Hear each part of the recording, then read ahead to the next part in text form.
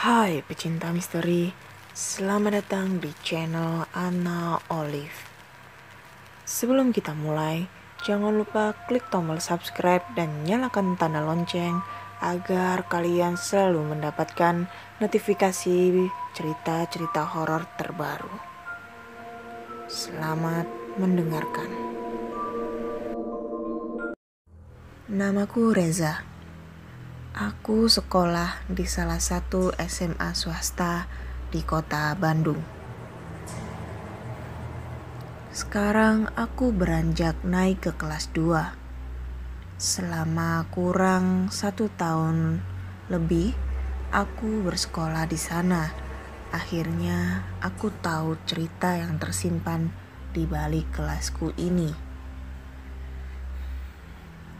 Ada yang bilang kalau sekolahku ini dijuluki sekolah paling seram di kota Bandung karena ini juga sekolahanku adalah tempat persimpangan makhluk halus. Awalnya aku tidak begitu percaya sampai aku mengalaminya sendiri. Sekitar jam 5 sore, aku masih latihan basket di lapangan sekolah karena minggu depan akan ada turnamen antara SMA.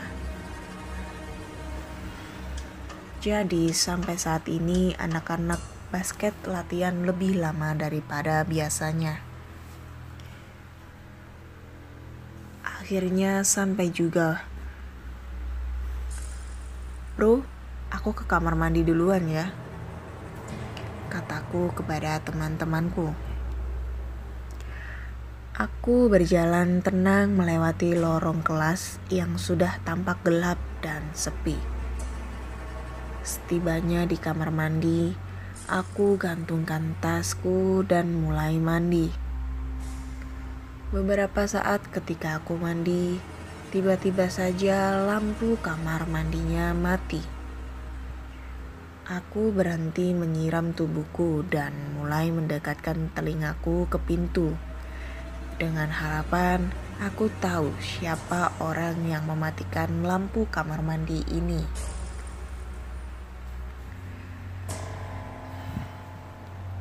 Beberapa saat aku terdiam. Ternyata tidak ada suara teman-temanku. Aku membuka sedikit pintu kamar mandi untuk melihat keadaan di luar, dan ternyata keadaan di luar pun sama gelapnya. Aku mulai menutup kembali pintu, lalu memakai baju. Aku berpikir jika aku teruskan mandi sudah tidak kondusif lagi.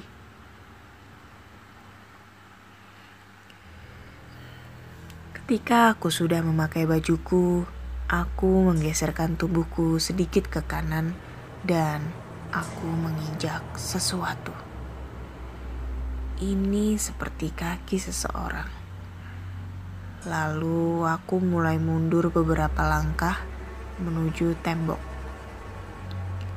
Dan di dalam kegelapan itu, aku seperti merasakan ada seseorang yang bersamaku. Aku segera mengambil tas yang aku gantungkan di belakang pintu. Karena panik, aku pun terjatuh. Aku mulai membungkukkan badanku, meraba-raba mencari tasku. Tiba-tiba aku mendengar suara yang sedang bernapas.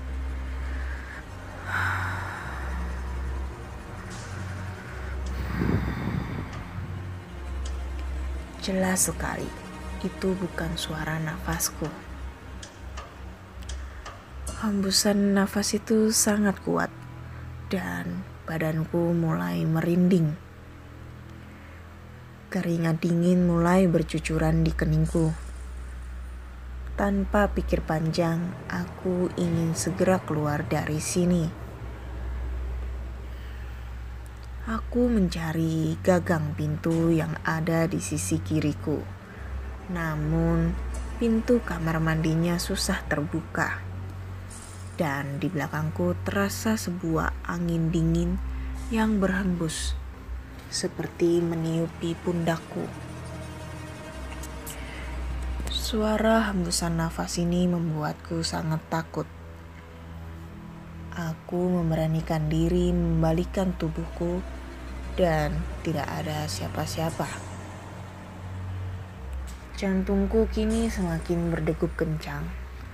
Aku ingin berteriak, memanggil teman-temanku, namun aku tidak bisa. Tubuhku sekarang menjadi kaku. Badanku sama sekali tidak bisa digerakkan. Dan tiba-tiba ada sesuatu yang bergerak-gerak di atas kepalaku. Sekarang aku merasakan ada sesuatu yang menyentuh rambutku. Sedikit demi sedikit, dan kali ini teksturnya mulai terasa. Ini adalah rambut. Sebuah rambut yang sangat panjang dan menutupi wajahku. Sekuat tenaga aku berusaha memberontak. Namun seperti ada yang memeluk dari belakang dengan sangat keras. Aku semakin tidak bisa bergerak. Dan nafasku tidak bisa berjalan dengan lancar. Dan kali ini suara hembusan nafas itu terdengar jelas dari atas kepalaku.